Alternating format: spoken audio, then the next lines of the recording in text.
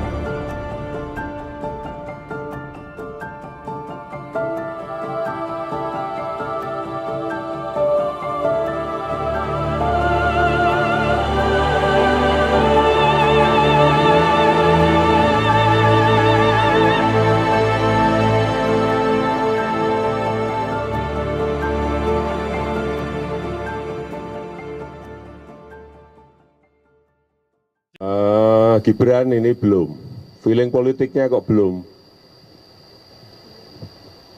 masih seneng 100% di dunia usaha, feeling politiknya belum, kelihatannya belum pengen masuk. Kaisang apalagi masih seneng-senengnya buka sini, buka sini, buka sini. Yang saya lihat malah feeling politik sudah mulai masuk tuh Bobi. Pertama umur. Yang kedua baru 2 tahun aja jadi wali kota. Yang logis saja. Kami Prabowo Subianto dan Gibran Rakabuming Raka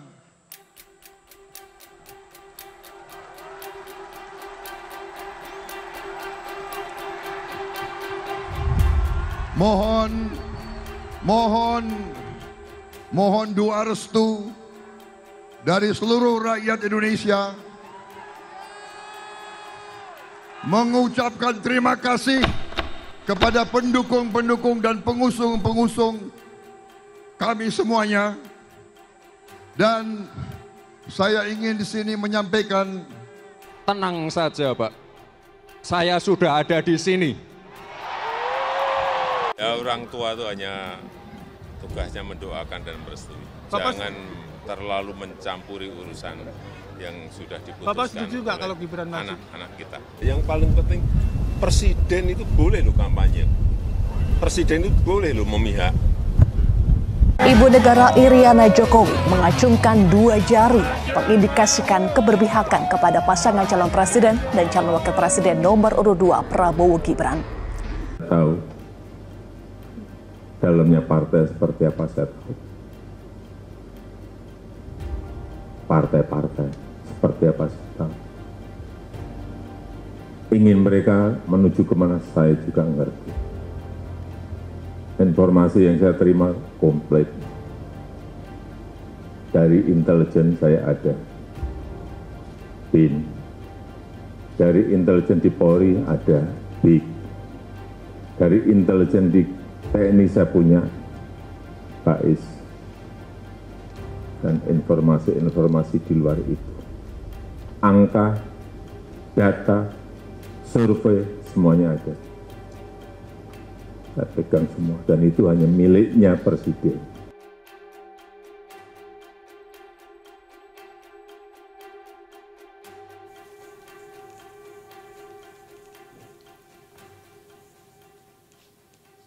Pemilu sebentar lagi akan dimulai, pemilu presiden dan pemilu legislatif.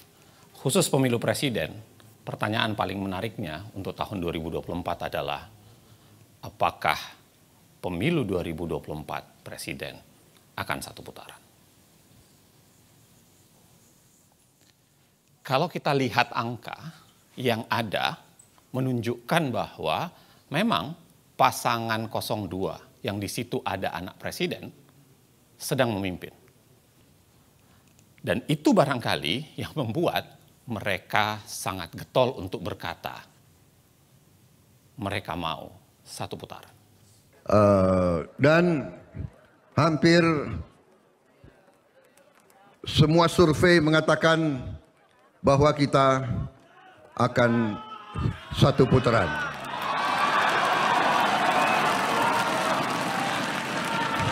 Saudara-saudara, hampir semua survei mengatakan kita sudah satu putaran. Kembali pertanyaannya soal mengapa satu putaran? 2 putaran itu membuat resiko kekalahan bagi orang yang sedang memimpin itu menjadi besar. Sebenarnya, secara ilmu politik dan hukum ketatanegaraan, kita bisa bicara bahwa pertarungan pemilu itu seringkali melahirkan dikotomi antara pro status quo dan pro perubahan. Antara orang yang jualannya adalah melanjutkan yang terdahulu dengan orang yang jualannya adalah ingin melakukan perubahan atau perbaikan secara mendasar. Dikotomi ini bukan khas Indonesia. Bisa terjadi di berbagai belahan negara, bahkan dalam tingkat yang lebih lokal, pernah terjadi dalam konteks Pilkada DKI Jakarta.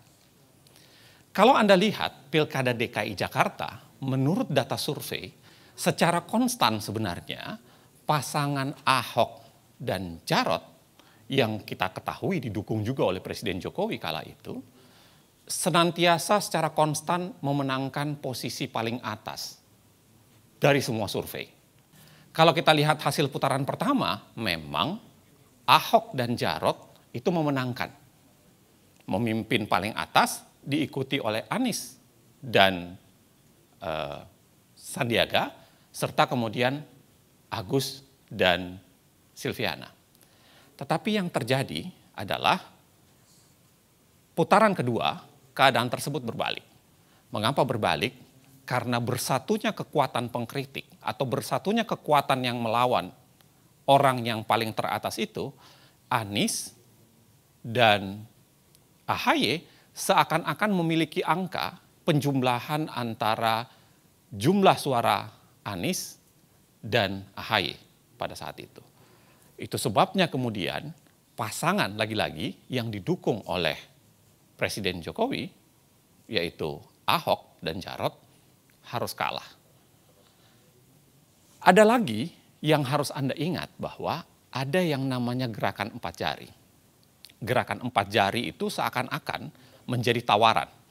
Seakan-akan menjadi simbol bahwa ke depan dalam Pilpres kali ini adalah penggabungan kekuatan 01 dan 03 melalui gerakan 4 jari atau gerakan 04 ini.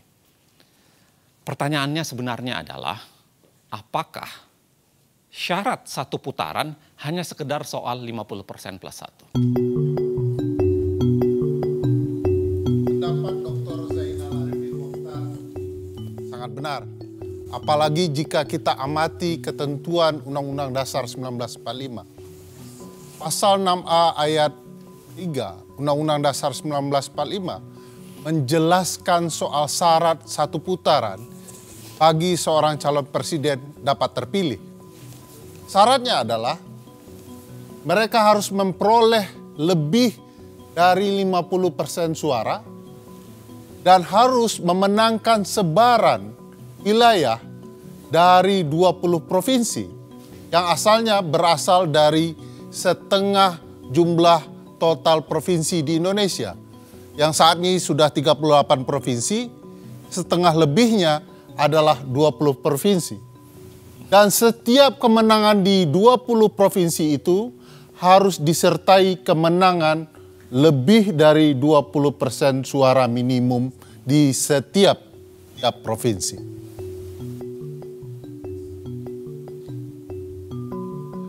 Jika kita amati, kemenangan satu putaran yang pernah terjadi dalam sejarah pemilu kita pasca reformasi, di mana pemilu presiden 2009 memperlihatkan kemenangan Presiden Susilo Bambang Yudhoyono. Kita bisa melihat dari peta ini.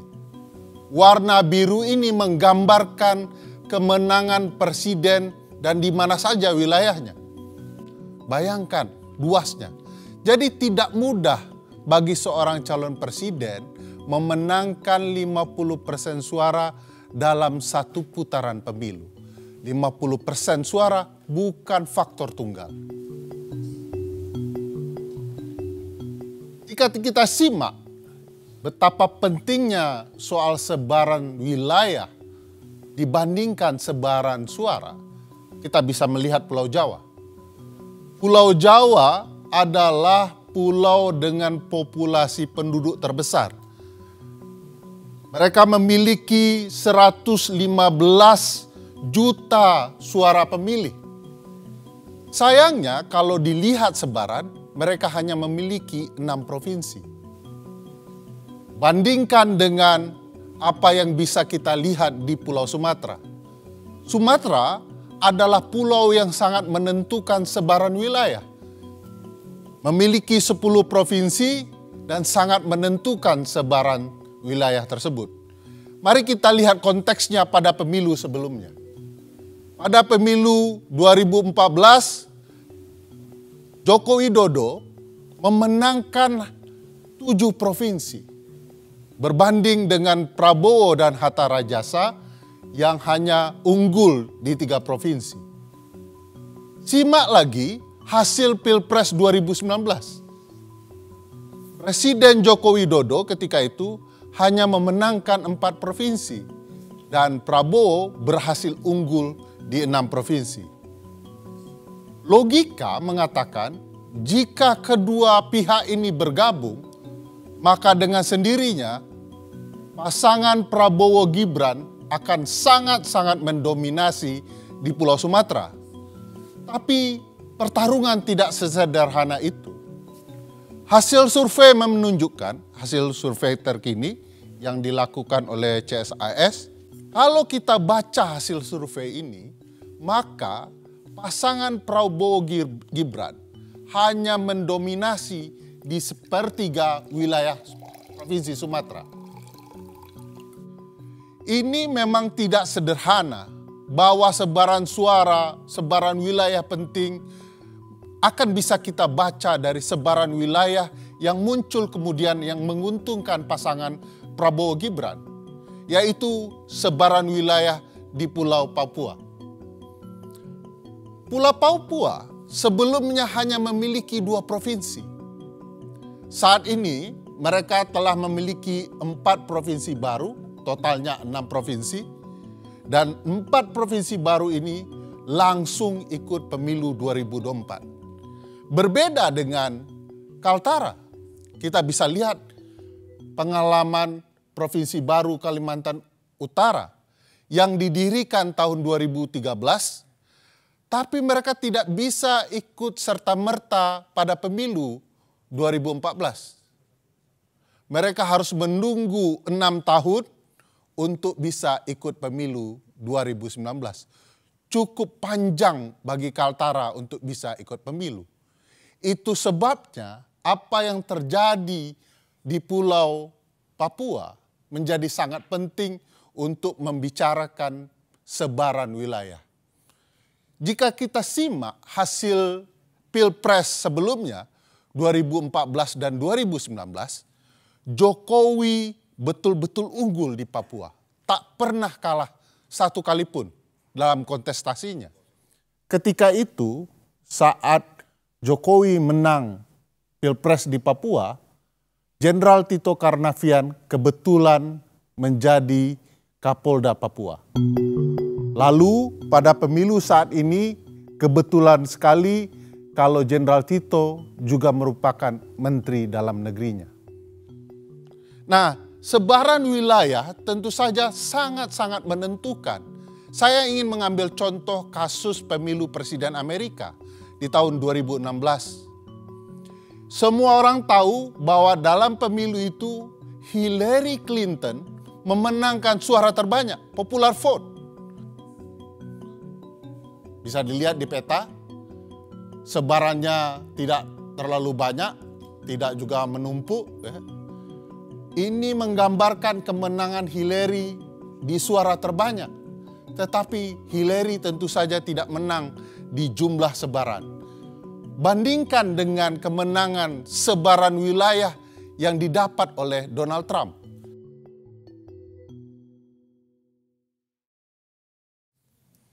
Bang Bro, sudah dari tadi? Siap, alhamdulillah Bang.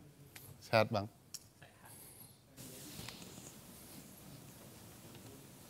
Bagus sekali Jas, Bang. Pinjam lari pagi. Lari? Lari. 10 kilo? 10 kilo, buset. Makanya banyak minum.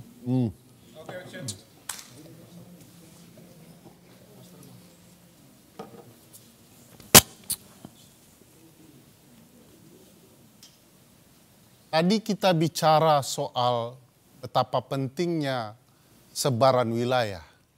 Sekarang kita mau bicara soal siapa penguasa di wilayah tersebut. Semenjak 2021, Presiden Joko Widodo sudah melakukan penunjukan kepada 20 penjabat gubernur di 20 provinsi.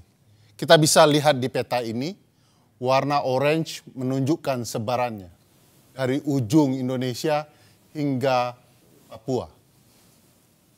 Presiden berwenang menunjuk penjabat gubernur sekaligus memberikan pengaruh luar biasa dalam penunjukan penjabat bupati dan wali kota.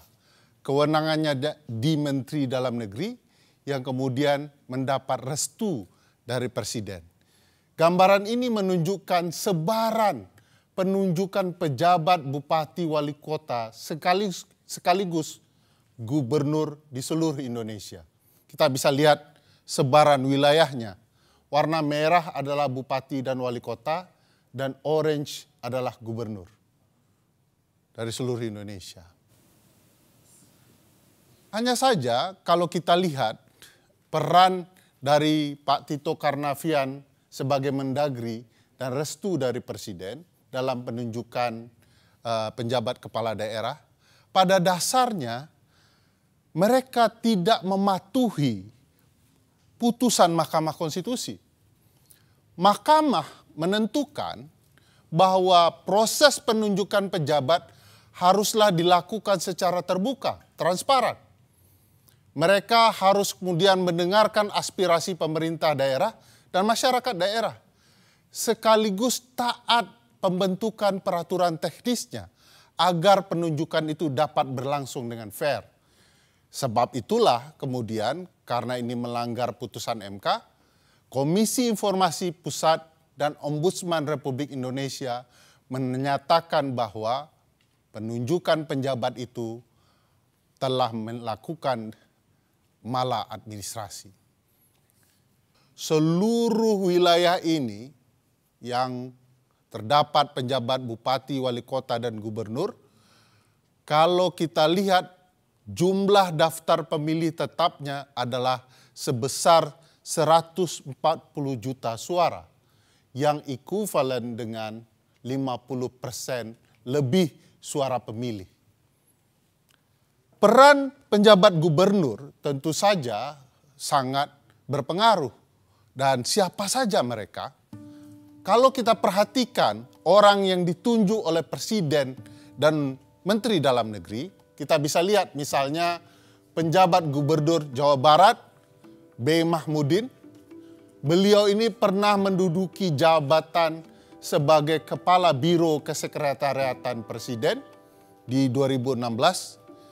dan kemudian menjadi deputi kesekretariatan presiden di 2021. Lain hal dengan penjabat gubernur Jakarta, sebuah wilayah yang sangat penting, Bapak Heru Budi Hartono merupakan kepala kesekretariatan presiden di 2017. Orang yang sering dibicarakan di berbagai media akhir-akhir ini. Kita juga bisa lihat penjabat gubernur Jawa Tengah, Bapak Nana Sujana, kalau kita telusuri, beliau pernah menjadi Kapolresta Surakarta di tahun 2010 ketika Presiden Joko Widodo masih merupakan wali kota Solo. Ada peristiwa unik misalnya dalam penunjukan penjabat gubernur Aceh, Ahmad Marzuki.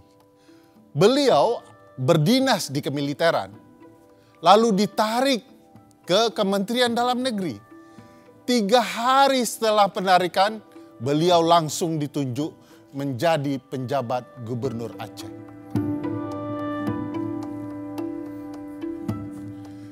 Berbagai hal bisa kita lihat antara relasi penunjukan dan berbagai peristiwa ketidaknetralan penjabat gubernur atau pejabat lain di dalam pemilu.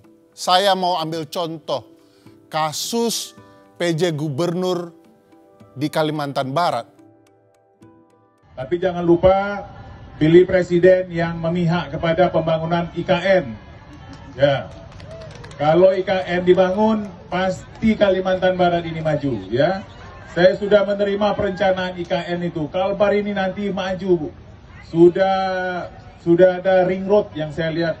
Kalau presidennya jadi, ring road kita sehingga kita tidak macet. Dan banyak lagi yang dibangun untuk Kalbar, untuk mendukung ibu kota negara Nusantara. Lain dengan penjabat gubernur Kalimantan Barat, apa yang terjadi dengan penjabat gubernur Bali misalnya, kita bisa melihat bahwa penjabat gubernur melakukan perintah tindakan untuk mencabut berbagai spanduk, baliho, dan poster dari partai tertentu, bahkan calon presiden seperti Ganjar Pranowo. Sikap-sikap tidak netral itu juga terjadi di penjabat bupati dan wali kota. Saya ambil contoh apa yang terjadi dengan penjabat Bupati Muna Barat. Video ini bisa menjelaskan. Ini jauh-jauh dari Jakarta hadir langsung di pertemuan kita hari ini. Ya, ini namanya Pak Laudi Umar Bonte. Beliau calon anggota DPD RI. Ya. Ingat masyarakat saya, calon anggota DPD RI. Dan beliau adalah salah satu tokoh pemuda kita, orang kita yang ada di Jakarta. Dan beliau juga sebagai ketua relawan Ganjar, pro Ganjar. Ingat, pro Ganjar. Hal yang sama mungkin bisa juga menjelaskan betapa tidak netralnya penjabat gubernur dalam berbagai hal. Misalnya contoh yang menarik apa yang terjadi di Sorong, Papua Barat. Penjabat Bupati Sorong, Yan Piet Moso, menandatangani fakta integritas dengan Kepala Badan Intelijen Daerah. Kesepakatan dalam fakta itu adalah bagaimana dia harus memenangkan calon Presiden Ganjar Pranowo sebesar 60%. Angka yang tidak main-main. Sebenarnya begini, sebenarnya kenapa wewenang kepala daerah itu potensial? Karena lagi-lagi penyalahgunaan terhadap wewenang kepala daerah, khususnya yang PJ itu menjadi sangat mungkin menjadi faktor untuk memenangkan pemilu, khususnya untuk sebaran wilayah. Kalau kita lihat sebenarnya apa saja sih kewenang kepala daerah yang potensial disalahgunakan itu? Yang pertama dan yang paling penting tentu saja adalah soal mobilisasi birokrasi. Yang kedua, bicara soal izin lokasi kampanye, karena kemudian sangat mungkin dipikirkan mana yang boleh berkampanye dan tidak. Dan yang ketiga adalah khususnya memberikan sanksi atau membiarkan kepala daerah yang tidak netral itu tetap menjabat. Kepala desa maksudnya. Kita bisa lihat bagaimana Bobi sebagai seorang kepala daerah di Medan itu menunjukkan sikap yang sebenarnya tidak netral. Dan kemudian sangat mungkin diterjemahkan itu adalah bagian dari upaya memobilisasi birokrasi. Pada saat yang sama, kita juga kita bisa lihat problem dari izin lokasi. Dari potongan ini terlihat ada 6 kampanye Anies yang izinnya mendadak dicabut oleh Pemda. Ribuan kepala desa memadati arena GBK pada Minggu 19 November 2023. Dilansir dari tripunnews.com, ribuan kepala desa tersebut akan mendeklarasikan dukungan kepada pasangan Prabowo Gibran. Masa yang hadir di GBK tergabung dalam organisasi Desa Bersatu. Bapak Prabowo dan Mas Gibran yang sedikit mau merespon. Buat kami tidak terlalu peduli dengan janji-janji calon presiden. Kami lebih peduli pada siapa yang mau peduli dengan desa. Jadi gitu kira-kira teman-teman, saya ucapkan banyak terima kasih. Kita akan lihat nanti apa yang akan disampaikan Mas Gibran. Mudah-mudahan Bapak Prabowo juga hadir, dan saya lihat bapak-bapak petinggi-petinggi kita juga banyak yang hadir nih. Nanti mereka memberikan tanggapan. Saya pikir demikian teman-teman semua. Masih soalan daerah, apa yang Anda baru saksikan itu adalah kasus deklarasi Desa Bersatu di GBK. Memang dalam kasus deklarasi Desa Bersatu, awalnya ada perdebatan soal apakah itu ditujukan untuk dukungan terhadap paslon tertentu atau tidak. Tetapi pada dasarnya kalau kita lihat mengapa deklarasi Desa Bersatu itu menjadi sangat seksi di mata publik, sebenarnya karena magnitudenya tidak sederhana. Walaupun hanya ada 8 asosiasi desa di situ, tetapi kalau kita jumlah, 8 asosiasi desa itu pada dasarnya itu meliputi sekitar 81 juta suara dari jumlah DPT yang ada di Republik ini. Artinya kurang lebih adalah 1/3 dari jumlah DPT yang ada. Nilai dan menetapkan telah terjadi dugaan pelanggaran terhadap pelaksanaan kegiatan tersebut. Upaya tersebut direncanakan untuk deklarasi terhadap salah satu pasangan calon presiden dan wakil presiden. Akan tetapi mendekati hari H, berdasarkan pertimbangan dan koordinasi, acara tersebut dikembalikan pada konsep semula, yaitu silaturahmi nasional, sehingga tidak ada acara deklarasi. Walaupun pada pelaksanaannya masih saja terdapat di antaranya name tag dan narasi dari MC yang bersifat deklarasi atau keberpihakan. Lagi-lagi, desa adalah wilayah pertarungan. Tetapi kemudian apa yang dinyatakan oleh Bawaslu sebenarnya sudah mengklarifikasi pada dasarnya bahwa apa yang dilakukan di kasus deklarasi Desa Bersatu itu adalah sebuah pelanggaran. Nah, menjadi menarik. Apa sebenarnya wewenang kepala desa yang potensial disalahgunakan terkait dengan pemilu sehingga magnitud 81 juta tadi itu paling tidak dari 8 asosiasi desa itu menjadi penting untuk dikuasai. Setidaknya ada 4. Ada 4 wewenang kepala desa yang sangat potensial disalahgunakan terkait pemilu. Mulai dari 1 data pemilih karena berkaitan dengan data pemilih. Yang kedua berkaitan dengan penggunaan dana desa, kita ketahui dana desa jumlahnya menjadi wah belakangan ini. Yang ketiga berkaitan dengan data penerimaan Bansos, PKH, BLT, khususnya siapa yang berhak menerima Bansos, PKH, BLT, dan lain-lain sebagainya. Dan yang terakhir adalah wewenang terhadap alokasi Bansos dan lain-lain tersebut. Anda mungkin bisa saksikan, Anda mungkin bisa intip dari video di mana terjadi demo besar-besaran kepala desa yang menuntut janji-janji yang sudah diberikan kepada mereka selama ini harus segera diberikan. Bahkan kita lihat video tersebut adalah ikut menghancurkan fasilitas ya, beberapa wilayah di DPR, khususnya pagar DPR kala itu. Abdesi menggelar demo menuntut revisi Undang-Undang Desa Nomor 6 Tahun 2014. Ada 4 tuntutan yang disampaikan, yakni masa jabatan kepala desa, kenaikan anggaran dana desa menjadi 5 miliar rupiah, status perangkat desa, dan desa sebagai otoritas. Mengapa kepala desa selalu menjadi subjek dan objek politisasi? Sederhana untuk menjawabnya. Karena selama ini kepala desa itu cukup banyak dijanjikan hal-hal tertentu. Kita ingat Jokowi sendiri, Presiden Jokowi pernah menjanjikan 3 periode untuk masa jabatan para kepala desa ini. Bahkan kalau kita lihat dalam konteks sebelumnya, SBY pun pernah menjanjikan pengangkatan sekretaris desa menjadi ASN secara bertahap dari tahun 2007 sampai menjelang pemilu 2009. Selain itu, kalau kita lihat dari data ini menunjukkan bahwa kasus-kasus penyelewengan dana desa itu sangat mungkin dikonversi menjadi alat tukar dukungan politik. Kalau Anda lihat, bayangkan dari begitu banyak sektor tindak pidana korupsi di sepanjang tahun 2022, terbesar itu adalah APBD desa, anggaran pendapatan dan belanja desa. Dan itu sangat mungkin dikonversi lagi-lagi, sangat mungkin menjadi bagian upaya untuk menekan dan dijadikan upaya untuk dukungan politik dengan imbalan tidak melanjutkan proses bermasalah dari kepala desa tersebut. Hal lainnya, Anda bisa lihat barangkali kami merekam kesaksian kepala desa yang mengaku diminta untuk memenangkan pasangan calon tertentu oleh pihak yang berbeda.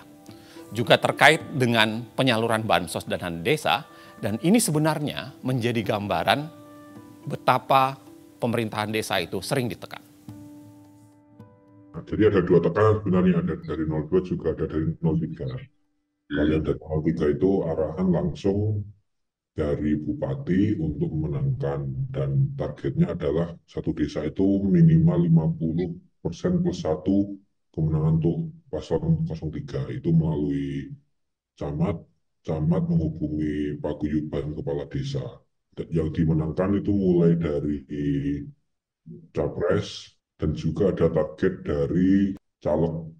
Kalau yang dari 02 itu tiba-tiba 1 minggu sebelumnya kepala desa dikumpulkan untuk membentuk teknis penyaluran bantuan beras. Itu sangat tiba-tiba dan datanya itu entah dari mana, itu tidak sesuai dengan data kemiskinan desa. Akhirnya juga menjadi polemik di desa. Itu yang bantuan dari pemerintah. Kemudian di hari yang sama saya dihubungi anggota kepolisian untuk meminta izin akan menggunakan balai desa untuk deklarasi 02. Waktu ada berita beberapa kepala desa yang tersangkut korupsi, tiba-tiba 3 kabupaten lain menjadi sasaran. Itu kita senantiasa diawasi Polda. Bahkan ketika kami dikejar laporan, kita harus menyiapkan laporan selama 2021 sampai 2023. Kita tiba-tiba diminta untuk menyiapkan laporan karena akan ada indikasi diperiksa oleh Polda. Ini juga kami semua kepala desa di Paguyuban itu juga bingung. Akhirnya kan yang repot kami sendiri karena itu tidak sesuai dengan data kebutuhan di desa. Ya, memang kasihan mereka. Kepala desa itu dengan tidak ada pengawasan di daerah, mereka seringkali ya menjadi permainan, dan dalam pertarungan gajah kan memang seringkali rumput yang terinjak-injak kan, dan mereka yang terinjak-injak seringkali. Gitu. Korbannya lah ya. Iya. Ngomong-ngomong rumput gajah, ya. Aku mau nambahin penjelasan. Ya, langsung dia semangat. Ya, karena ternyata bukan hanya di level bawah kecurangan-kecurangan itu terjadi, tapi juga di kalangan pejabat negara. Siapa yang suka sama Jokowi angkat tangan. Loh, Pak Jokowi itu PAN itu Pak Jokowi. Makanya kita dukung Gibran. Cocok? Gibran itu sopo sih? Ucapan terima kasih Pak Jokowi atas pembagian bansos berupa beras seberat 10 kg yang dilakukan Menko Bidang Perekonomian Airlangga Hartarto. Pembagian bansos kepada warga Mandalika di Lombok, Nusa Tenggara Barat tersebut dilakukan pada 14 Januari lalu. Jadi tolong Ibu bicara terima kasih Pak Jokowi, tolong direkam. Bisa? 1, 2, 3. Hari-hari ini kita memang seringkali melihat begitu banyak bansos atau bantuan sosial dibagi-bagikan.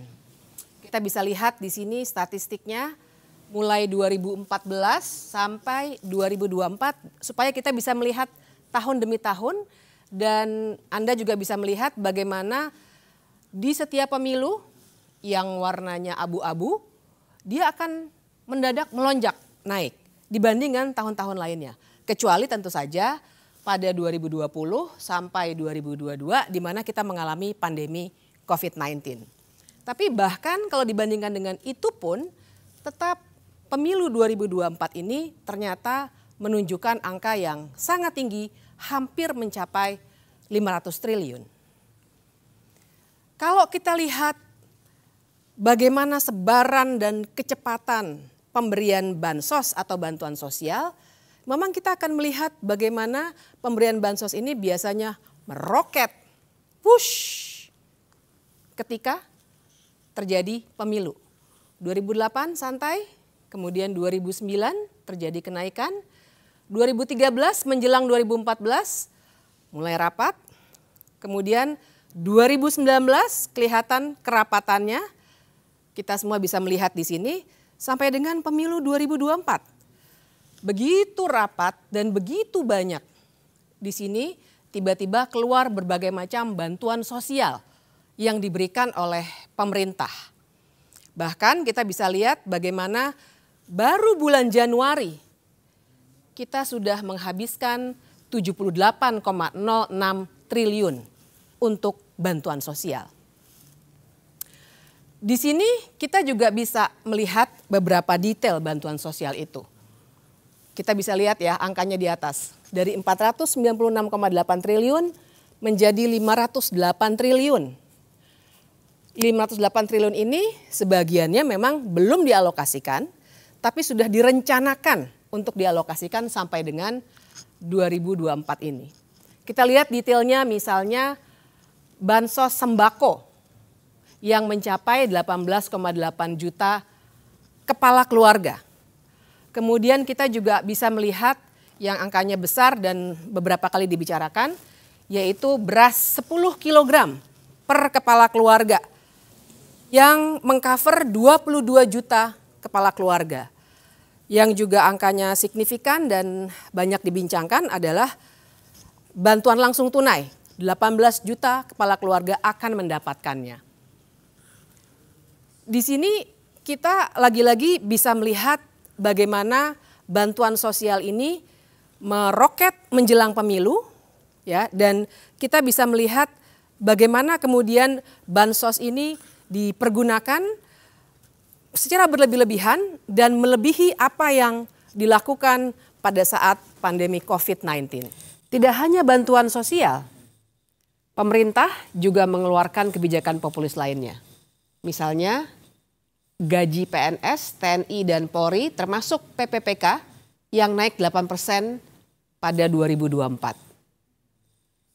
Selain itu juga ada kenaikan gaji pensiunan PNS yang naik 12% di 2024. Kita jadi bisa bertanya-tanya apakah memang itu upaya-upaya itu adalah cara untuk menaikkan kesejahteraan atau memang hanya populisme belaka?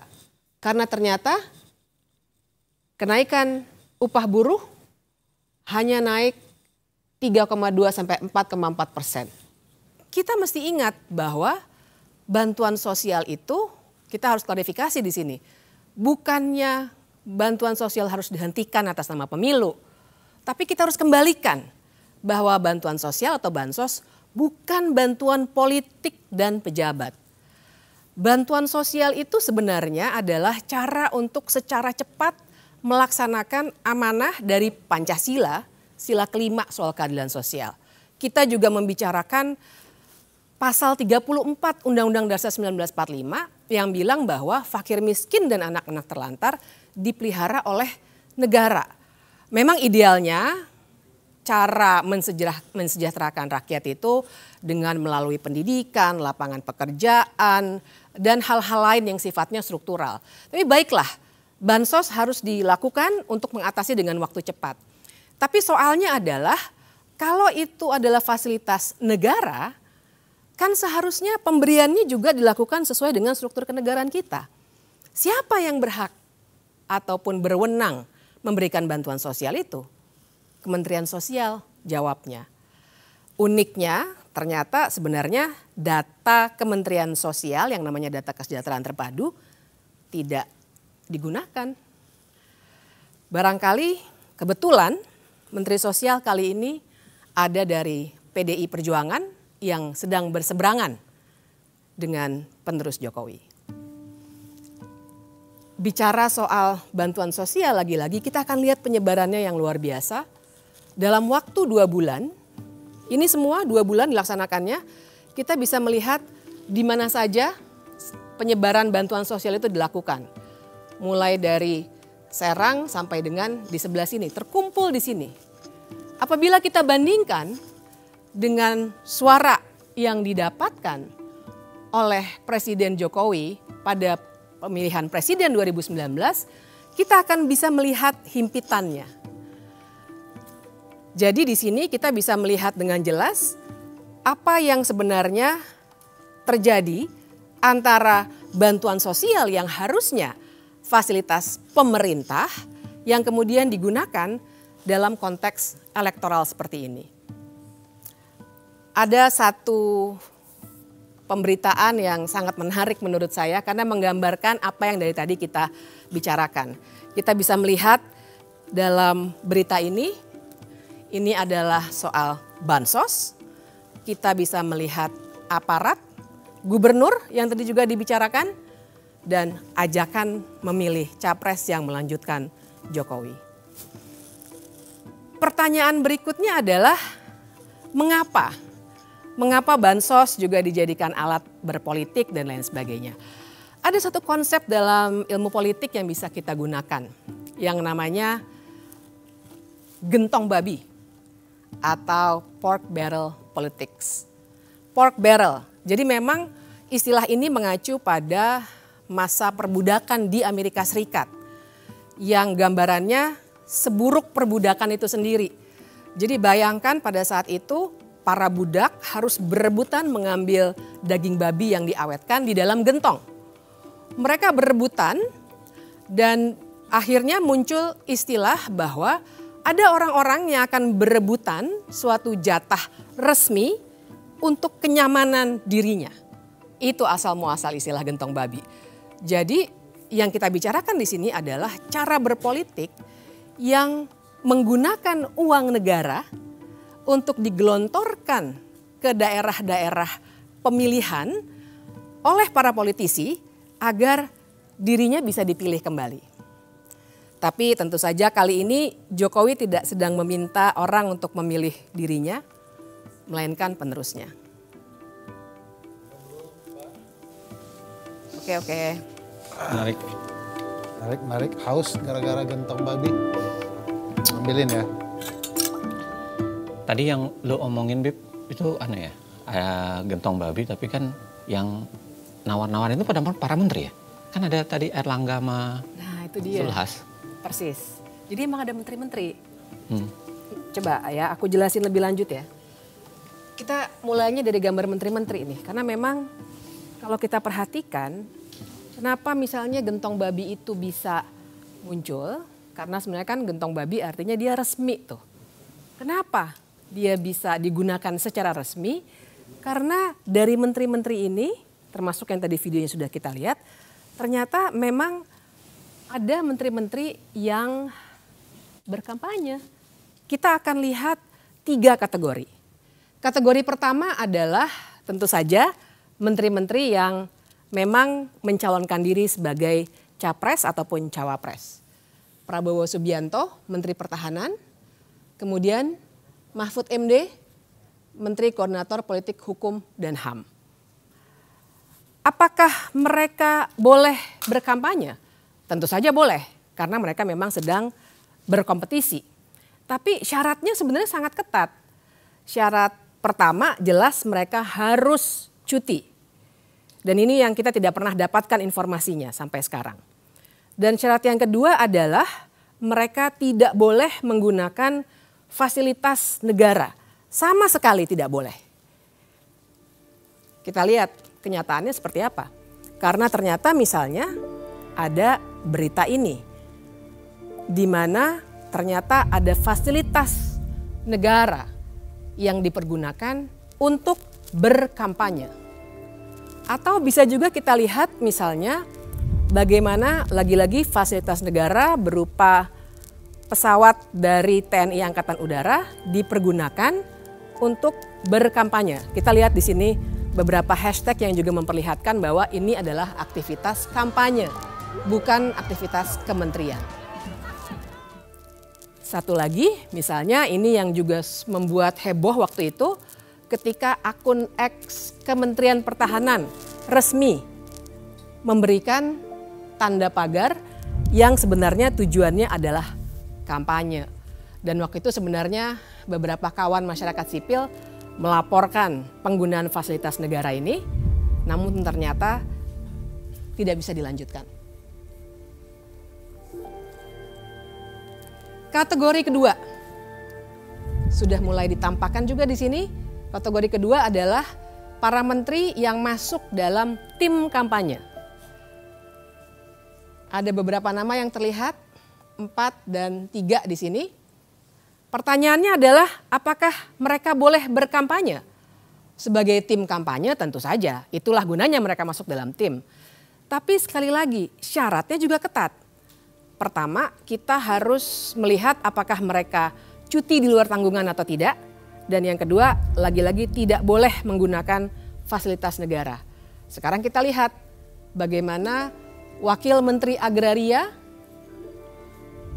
dengan jelas memperlihatkan dukungannya.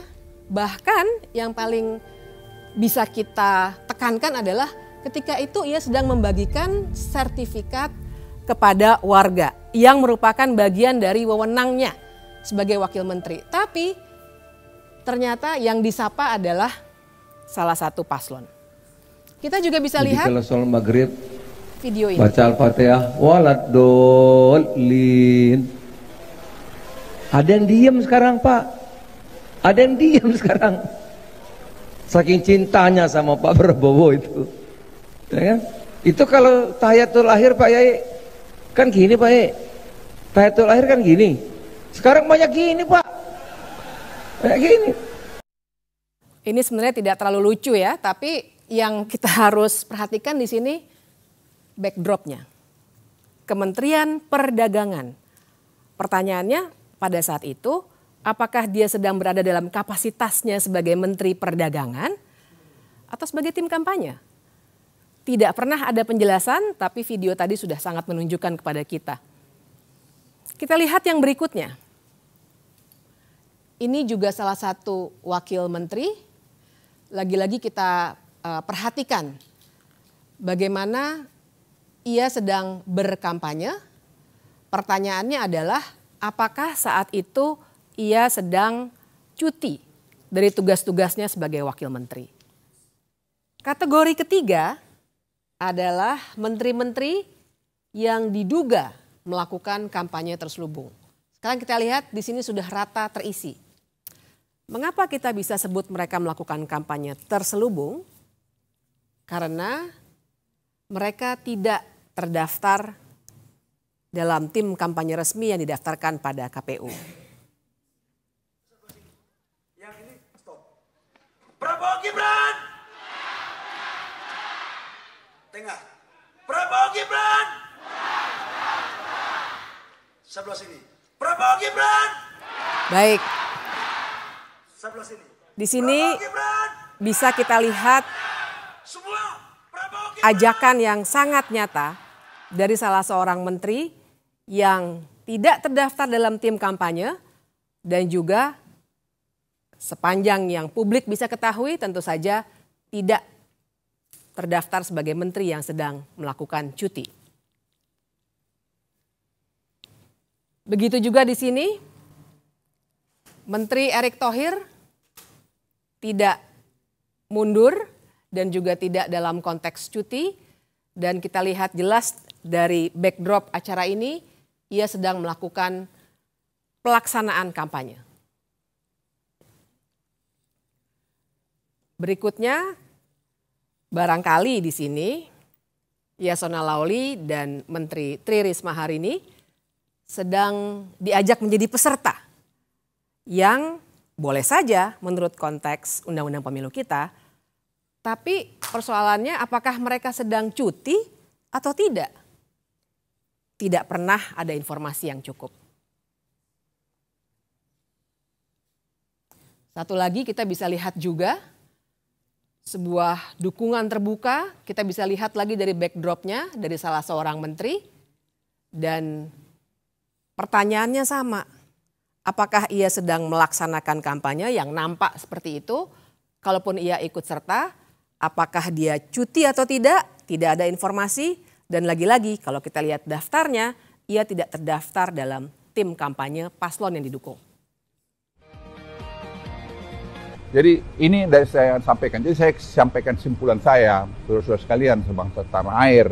Kita pilih orang yang tepat menjadi Presiden Republik Indonesia. Tanggal 14 yang tepat. Saya pribadi memilih Pak Prabowo alasan yang sangat sederhana, berkelanjutan. Dan dia punya spirit NKRI yang bagus dan dia membuktikan keberhasilan dia yang lalu. Itu tidak dapat diungkiri. Itu dari saya, pesan dari saya sekali lagi Luhut Binsar Panjaitan, pilih Prabowo karena menurut saya dia pilihan terbaik untuk presiden pada saat ini. Dan itu akan membawa kemajuan ke Indonesia dan membawa keberlanjutan Indonesia. Dan terakhir, setelah tanggal 14 kita sudah coblos, kita damai lagi, guyup lagi. Jangan lagi datang dengan kata-kata yang tidak bagus. Kita harus berdamai. Karena nanti 5 tahun lagi ada pesta demokrasi. Mari kita berpesta demokrasi dengan baik, dengan santun, supaya Indonesia ini menjadi bagus. Tidak ada yang begitu terangnya dukungan ini diberikan, sehingga kita bisa menduga ada kampanye terselubung yang tengah terjadi. Tapi bagaimana mereka bisa begitu berani melakukan kampanye itu? Bisa jadi karena presiden juga sebenarnya tidak netral. Pertanyaannya kan apakah presiden harus netral? Ya tentu harus. Dia harus netral dalam perilakunya. Dia boleh mendukung sebagai makhluk politik, tentu saja presiden makhluk politik. Dia pasti punya keberpihakan. Tapi silakan simpan saja keberpihakan itu di kepalanya sampai nanti dia mencoblos di TPS. Tapi berkampanye beda dengan netral. Kalau pertanyaannya kemudian apakah presiden boleh berkampanye?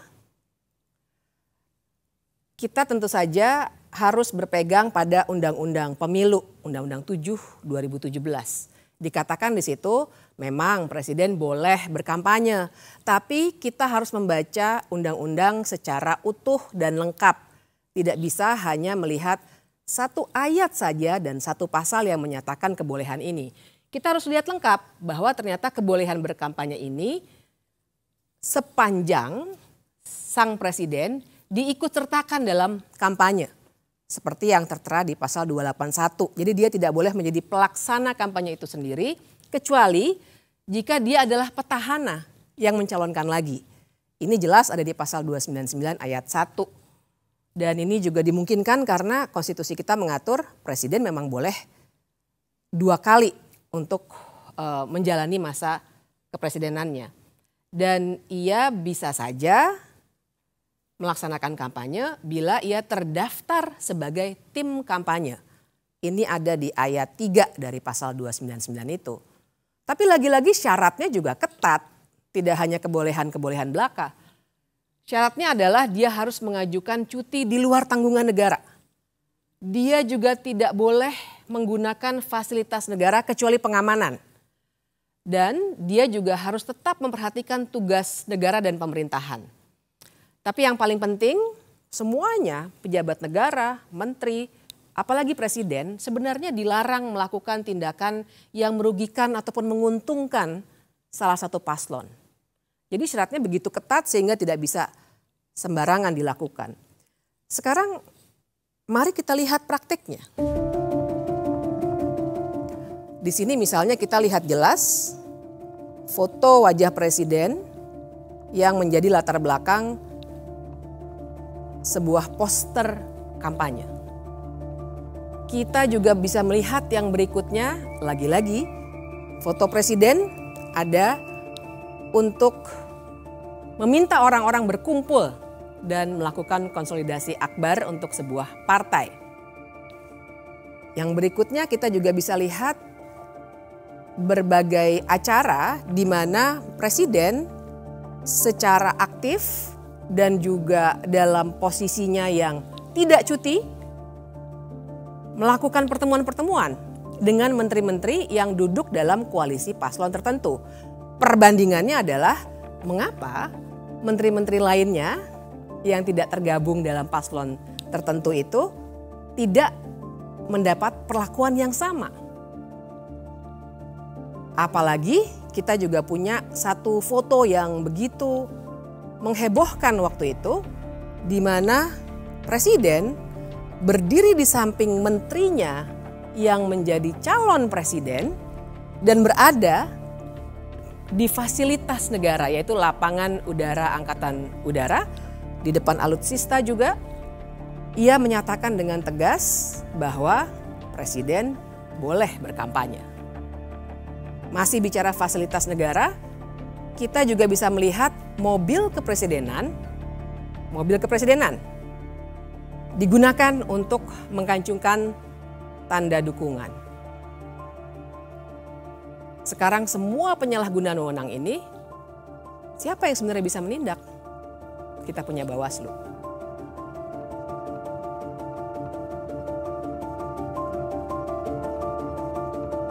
Saya ingin bercerita permasalahan tadi dengan menuturkan soal Bawaslu.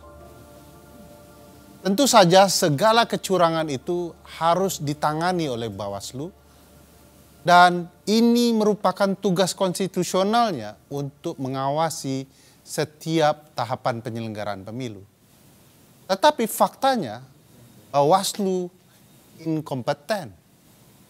Apa saja kira-kira kasus yang menceritakan betapa gagalnya Bawaslu mengawasi proses penyelenggaraan pemilu? Kita bisa melihat video ini.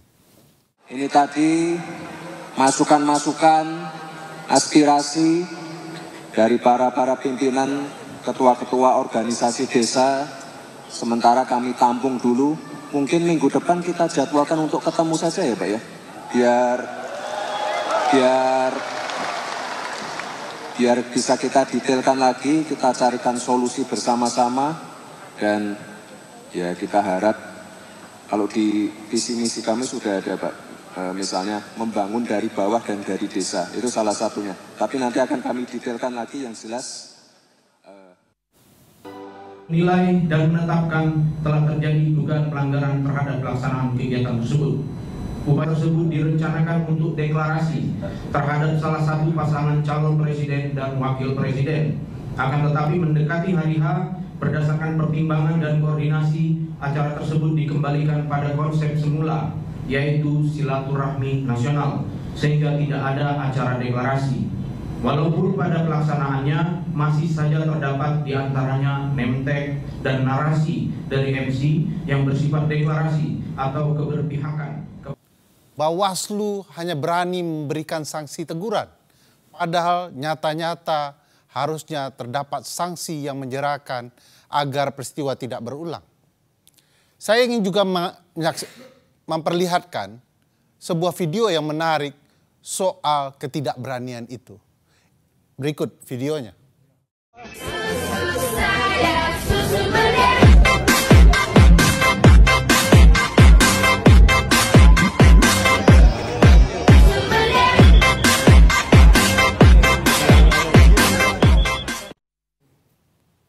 Kasus ini menarik karena Bawaslu RI tidak berani menanganinya, menyerahkan penanganan dan prosesnya di Bawaslu DKI Jakarta. Tetapi temuan Bawaslu DKI Jakarta adalah ini merupakan pelanggaran perda. Dan sebagaimana kita ketahui, kalau terjadi pelanggaran terhadap peraturan daerah atau perda, maka yang menentukan pemberian sanksinya adalah pemerintahan daerah, dalam hal ini PJ Gubernur DKI Jakarta. Lagi-lagi ada kasus yang menarik soal tidak inkompeten atau inkompetennya Bawaslu dalam kasus akun X Kementerian Pertahanan. Di akun ini terlihat bahwa jelas-jelas ada upaya kampanye terang-terangan di akun resmi, tanda contreng.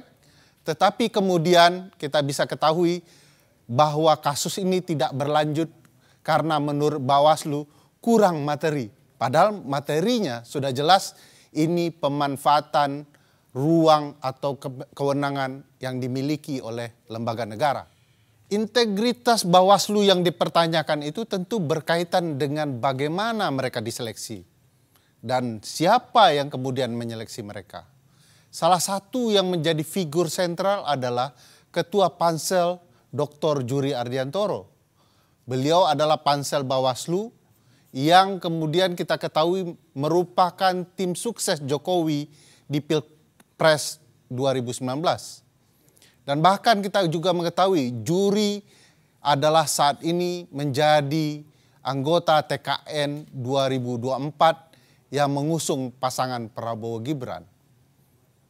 Kalau kita simak lebih jauh, bahkan Juri Ardiantoro pernah menjadi anggota Kepala Staf Presiden, KSP. Dan kita mengetahui relasi ini mempertegas hubungan Juri dan Jokowi. Kita bisa lihat Juri merupakan komisioner KPU 2012-2017 di mana Presiden Jokowi terpilih dalam pemilu Presiden 2014. Dan di tengah waktu dia kemudian ditunjuk menjadi Ketua KPU 2016-2017. Saya punya pengalaman menarik soal proses seleksi itu.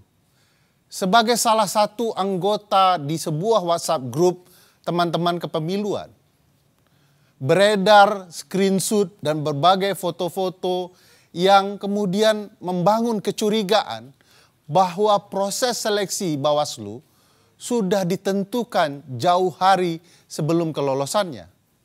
Dalam grup itu beredar screenshot foto-foto yang memperlihatkan nama-nama anggota Bawaslu yang lolos.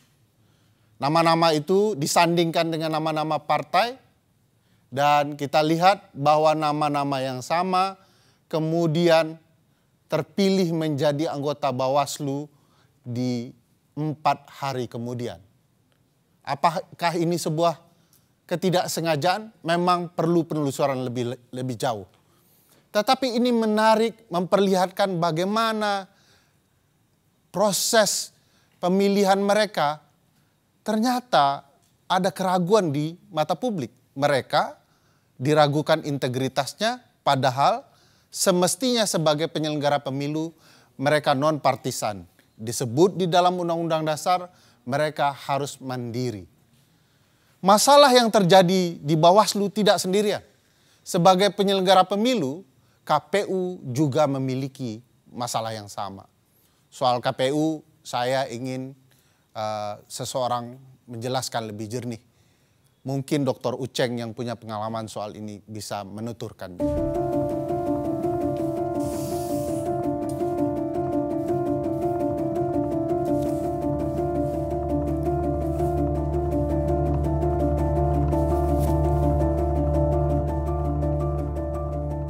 Sekarang kita bicara soal Komisi Pemilihan Umum.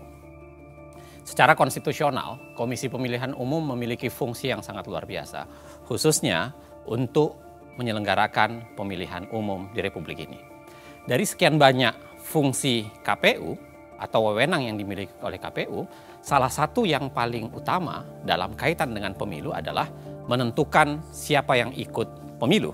Dan itu dikenal dengan konsep khususnya untuk partai politik adalah tahapan verifikasi yang bersifat administratif maupun faktual.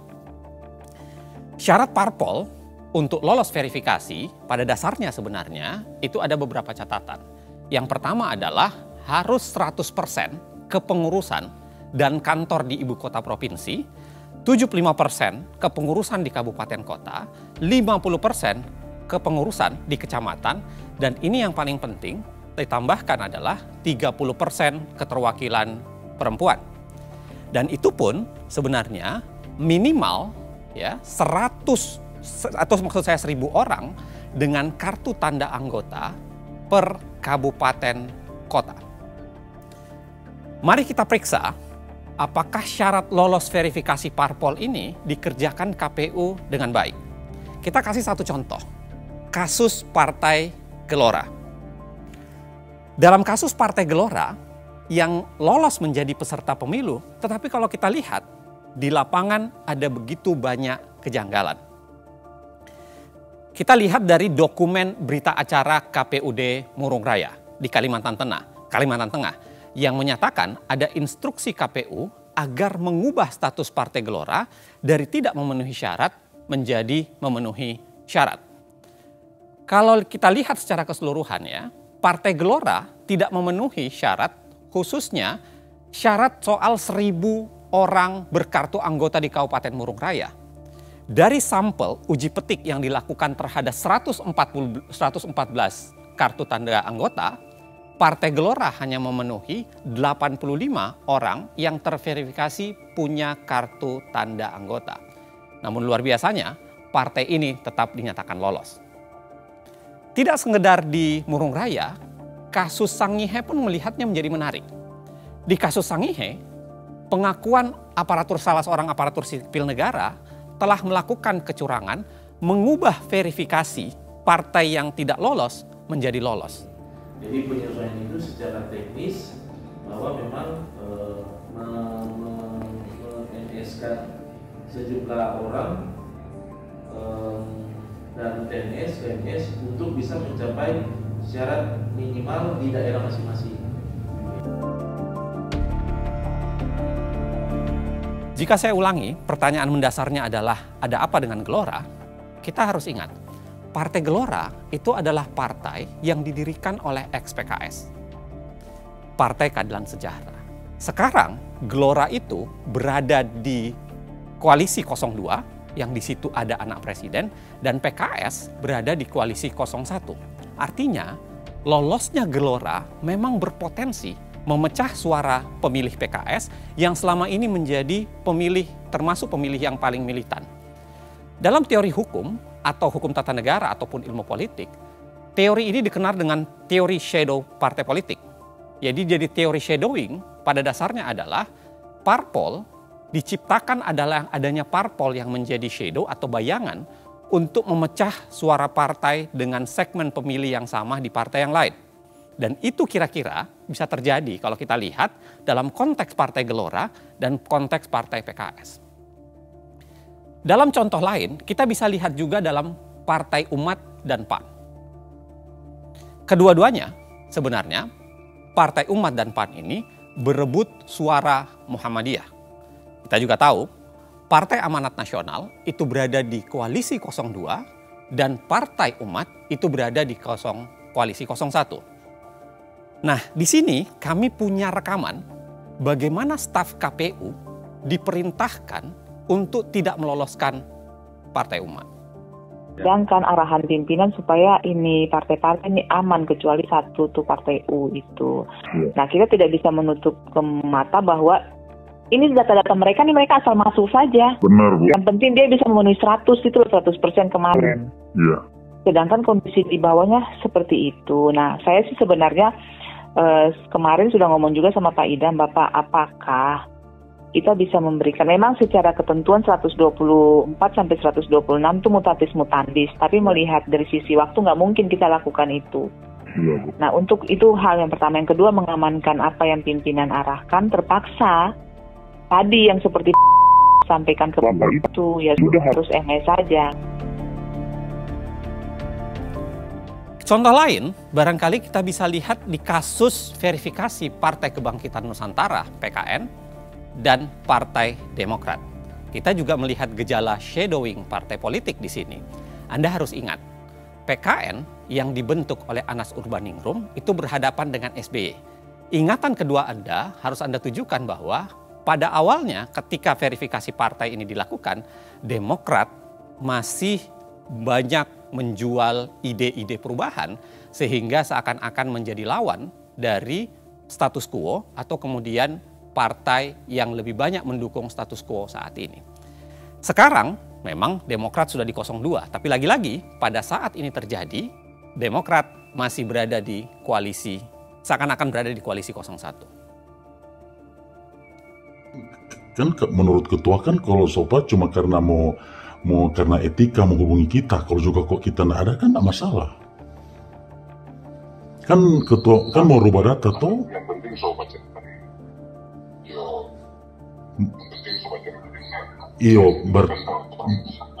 berarti ini mau manipulasi data dan ketua.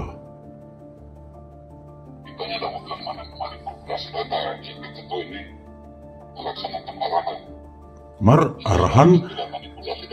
Arahan Mar kan memanipulasi data. PKN kan cuma 1 MS.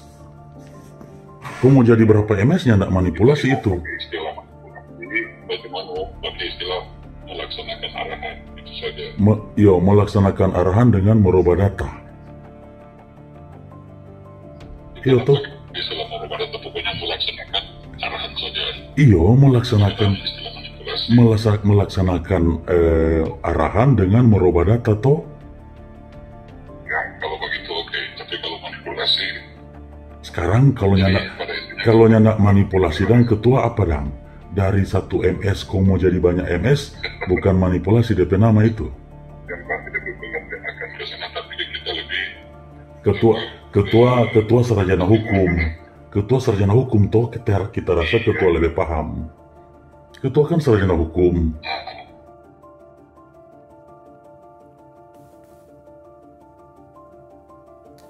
Kasus KPU Minahasa Utara yang tadi Anda lihat sebenarnya itu menggambarkan betapa ada problem di sana. Tetapi menariknya memang sampai saat ini agak sulit kemudian melakukan verifikasi lagi terhadap kasus itu. Karena kita harus ingat Ketua KPUD Minahasa Utara sudah meninggal dunia pada bulan Juni 2022 akibat serangan jantung. Kalau kita lanjut lagi, kita tidak sekedar berbicara wilayah pelanggaran etik atau pelanggaran di wilayah penggunaan kewenangan KPU yang dimanipulasi dengan cara meloloskan atau tidak meloloskan partai tertentu, kita juga bisa bicara soal pelanggaran etik di tingkat individu. Di sini ada kasus di mana Ketua KPU Hashim Asyari itu punya relasi khusus dengan wanita emas. Kita bisa lihat Ketua KPU dan Ketua Partai Republik 1 yang itu dijabat oleh seorang yang dijuluki wanita emas itu seringkali bertemu secara pribadi. Memang dalam kasus itu sanksi DKPP sudah dijatuhkan. Bentuknya apa? Peringatan keras terakhir. Sekali lagi ingat, peringatan keras terakhir. Nah, menariknya memang dari secara keseluruhan kalau kita baca KPU seringkali tampil lebih menjadi pelayan partai politik dibanding penegak hukum atau kemudian berusaha menyukseskan hak-hak publik bagi masyarakat. Yang terlihat, lagi-lagi KPU seringkali menjadi pelayan parpol. Misalnya kalau kita lihat di kasus tidak mematuhi putusan Mahkamah Agung soal 30% keterwakilan perempuan. Saya jelaskan secara sederhana ya, dalam kasus 30% keterwakilan perempuan, putusan Mahkamah Agung itu sebenarnya mengkoreksi cara KPU menghitung bagaimana yang dimaksud 30% keterwakilan perempuan. Karena pendekatan yang keliru itu membuat keterwakilan perempuan tidak bisa maksimal. Itu yang membuat banyak orang yang kemudian mengajukan ke Mahkamah Agung dan Mahkamah Agung akhirnya memutuskan dan menyatakan bahwa harusnya KPU melakukan koreksi terhadap itu. Dan itu tidak pernah dikoreksi secara langsung oleh KPU. Hal yang sama masih soalan tidak mematuhi putusan Mahkamah Agung. Dalam kasus napi koruptor, kejadian pun relatif terjadi sama. Dalam kasus ini, KPU tidak mematuhi putusan Mahkamah Agung soal napi koruptor, khususnya berkaitan dengan bagaimana napi koruptor itu bisa mencalonkan dengan ketentuan lebih spesifik yang diatur dalam peraturan KPU. Kalau kita lihat dari daftar parpol dan caleg bekas koruptor di 2024, ini adalah peta sederhananya untuk menggambarkan bahwa ada serangkaian partai sebenarnya yang masih mengusung caleg bekas koruptor. Dan itu hampir tersebar di semua partai yang berkontestasi di pemilu kali ini. Apa yang saya mau jelaskan sesungguhnya adalah sederhana. KPU tebang pilih dalam menjalankan putusan pengadilan. Putusan Mahkamah Agung diabaikan soal perempuan dan soal keterwakilan, caleg koruptor. Tetapi yang menarik, putusan Mahkamah Konstitusi soal Gibran langsung dijalankan dengan cepat. Saat anak presiden mendaftar, KPU belum membuat peraturan baru. KPU tidak merevisi aturan Komisi Pemilihan Umumnya. Tapi pendaftarannya diterima dan Gibran buru-buru disahkan sebagai calon wakil presiden. Kita semua tahu ya, dari serangkaian pelanggaran etik secara kelembagaan maupun pelanggaran etik secara pribadi, kita punya catatan ada 3 sanksi yang sudah jatuh kepada KPU, Ketua KPU, khususnya Ketua KPU Hashim Asy'ari. Pada April 2023 dalam kasus wanita emas, tadi saya sudah ingatkan, sanksinya adalah peringatan keras terakhir. Geser sedikit dalam kasus keterwakilan perempuan, sanksi yang dijatuhkan terhadap Ketua KPU adalah peringatan keras. Dan lanjut lagi di Februari 2024 di kasus pencalonan anak presiden dengan jalur khusus itu, dengan jalur cepat itu, sanksi yang dijatuhkan adalah peringatan keras terakhir. Kadang-kadang ini memang membingungkan. Apa maksud kata peringatan keras terakhir itu? Apakah setelah terakhir di bulan April masih ada terakhir di bulan Februari 2024?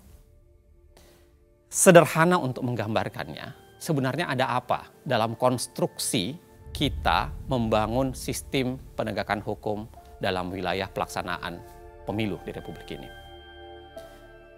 Tapi yang paling penting sebenarnya, saya mau bilang bahwa keputusan DKPP dan apa yang terjadi di KPU, apa yang terjadi di Bawaslu dan semua drama yang terjadi belum puncaknya.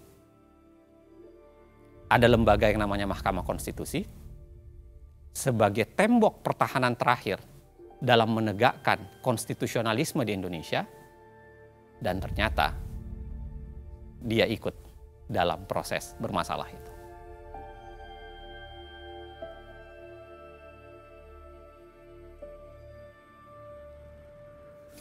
Puncak dari semua cerita tadi ada di sini, Mahkamah Konstitusi. Ada beberapa hal yang akan kita lihat bersama-sama, mengapa Mahkamah Konstitusi menjadi puncak dari cerita-cerita yang dari tadi sudah kita lihat sama-sama. Yang pertama, kita melihat ada kontradiksi di Mahkamah Konstitusi. Bayangkan sebuah pagar untuk memagari pencalonan presiden dan wakil presiden. Di satu sisi, untuk syarat mencalonkan yang berupa ambang batas pencalonan presiden atau presidential threshold, 31 kali, 31 ditolak oleh Mahkamah Konstitusi dengan berbagai alasan. Tapi ketika ada syarat lain yang diminta untuk diubah, tiba-tiba Mahkamah Konstitusi membuka pintu lebar-lebar hanya 1 kali permohonan. Apalagi kita harus ingat, cara untuk mengubah undang-undang melalui Mahkamah Konstitusi sebenarnya adalah cara yang dalam tanda kutip instan. Karena harusnya perubahan undang-undang dilakukan oleh pembentuk undang-undang sesuai pasal 20 Undang-Undang Dasar 1945. Dan kita juga akan melihat adanya konflik kepentingan. Jangan lupa kita juga nanti akan melihat bagaimana pendapat hukum 9 hakim konstitusi yang akan sangat menarik untuk kita gali. Yang kelima, semua permohonan yang diajukan untuk persoalan yang sama ditolak kecuali 1 dan sangat spesifik. Yang keenam, putusan itu juga langsung berlaku. Tidak ditunda sampai pemilu berikutnya ataupun tidak ditunda sampai beberapa tahun tapi langsung berlaku saat itu juga. Yang ketujuh, permohonan ini sebenarnya sempat dicabut, kemudian didaftarkan kembali di hari libur. Lalu kita juga harus bicara soal fakta bahwa ada Majelis Kehormatan Mahkamah Konstitusi atau MKMK yang sudah memutuskan bahwa ada pelanggaran etik berat oleh Ketua Mahkamah Konstitusi yang adalah paman dari Gibran. Namun putusan MKMK itu karena terkait etik memang tidak langsung membatalkan putusan. Putusan 90 tetap berlaku. Perlu ada catatan juga bahwa Ketua Majelis Kehormatan MK itu ternyata punya potensi benturan kepentingan. Perlu saya jelaskan di sini bahwa menantu dari Ketua MKMK sekarang tengah mencalonkan sebagai anggota legislatif dari partai dalam koalisi yang mengusung Gibran. Dan anak dari Ketua MKMK itu juga pengurus di partai tersebut. Kemudian kita nanti akan melihat ada indikasi transaksi di balik konstitusi yang bisa terlihat dari fakta bahwa si pemohon menggugat calon wakil presiden karena wan prestasi di pengadilan perdata. Dan yang terakhir, Ketua MK yang tadi sudah diberikan sanksi etik untuk diberhentikan sebagai Ketua MK, ternyata malah menggugat ke Pengadilan Tata Usaha Negara supaya jabatan Ketua MK dikembalikan kepada dirinya. Tapi memang pada hari itu kami bertiga punya pengalaman yang berbeda-beda. Silakan Mas Uceng, Uda Ferry, bagaimana pengalaman pada hari itu yang bisa menggambarkan ke semua 11 yang tadi saya jelaskan sehingga sebenarnya sebuah media massa nasional mengatakan bahwa Gibran adalah anak haram konstitusi. Ya, kami ingin memulai dengan argumentasi bahwa setiap peristiwa bahkan kejahatan bisa dibongkar dengan mengungkap siklus waktu. 9 Maret, Partai Solidaritas Indonesia mengajukan permohonan pengujian Undang-Undang Pemilu, tepatnya pasal 169 huruf Q yang mengatur soal batas usia calon presiden dan calon wakil presiden. Ketentuannya menghendaki hanya orang yang sudah berusia 40 tahun yang dapat mengajukan diri sebagai calon presiden atau calon wakil presiden. PSI menginginkan diatur hanya orang yang telah berusia 35 tahun dapat mengajukan diri sebagai calon. Yang menarik dari PSI adalah ketika permohonan ini berjalan, komposisi ketua atau pimpinan PSI dirombak. Gibran yang merupakan kakak dari Kaisang yang semula diajukan sebagai calon presiden oleh PSI mengganti ketuanya menjadi adik Gibran, yaitu Kaisang. Lalu harus diingat bahwa ketua Mahkamah Konstitusi adalah paman dari Gibran dan Kaisang. Juga sangat penting dalam perkara itu karena ini pengujian undang-undang, maka dengan sendirinya termohon dalam pengujian ini adalah pemerintah yang dipimpin oleh ayah Gibran, yaitu Presiden Joko Widodo. Ini menjadi catatan penting kalau kita bicara konflik kepentingan dalam perkara ini. Kemudian, Partai Garuda mengubah permohonan yang sama topiknya dengan meminta bahwa selain berusia 40 tahun, mestinya ada alternatif, yaitu berpengalaman sebagai penyelenggara negara. Permohonan mereka dimasukkan tanggal 2 Mei. Tanggal 5 Mei, seingat saya ada 5 kepala daerah juga masuk dengan logika yang kurang lebih sama. Tetapi bedanya adalah mereka sekaligus berpengalaman sebagai penyelenggara negara karena mereka adalah 5 kepala daerah yang sudah menjabat atau sedang menjabat di pemerintah daerah. Tidak lama kemudian, sebenarnya rentangnya cukup jauh sebenarnya, sekitar 3 bulan kemudian, ada Almas Sakibiru yang memasukkan permohonan baru dengan bahasa bahwa seorang yang bisa dicalonkan sebagai presiden atau wakil presiden itu sekurang-kurangnya harus berpengalaman sebagai kepala daerah. Tanggal 29 Agustus, sidang terakhir permohonan PSI, Partai Garuda, dan 5 kepala daerah dilangsungkan oleh Mahkamah Konstitusi. Dan saya ingat betul pada hari itu saya hadir di ruang sidang sebagai ahli untuk salah satu pihak terkait. Orang sering bilang saksi ahli, tapi yang benar ahli. Saya hadir dalam sidang, menyampaikan pandangan saya, dan waktu itu sebagai ahli biasanya ada dialog dengan para hakim dan semua yang ada di situ yang formal. Sebenarnya terbaca bahwa hakim-hakim punya indikasi akan menolak 3 permohonan ini. Karena mereka melihat, dan ini baik secara umum, bahwa masalah syarat kepala daerah itu bukan wewenang Mahkamah Konstitusi, melainkan memang wewenang pembentuk undang-undang. Itu adalah sidang terakhir karena setelah itu biasanya akan ada penyerahan kesimpulan, kemudian rapat permusyawaratan hakim, kemudian putusan dibacakan. Kami masih menunggu-nunggu karena perkara ini tentu saja sangat menarik. Agak luput dari perhatian kami, ternyata pada 5 September ada pemeriksaan pendahuluan untuk permohonan Almas. Dan setelah itu, seperti normalnya prosedur di Mahkamah Konstitusi, ada perbaikan permohonan dari Almas. Kita bisa geser ke tanggal berikutnya pada 12 September.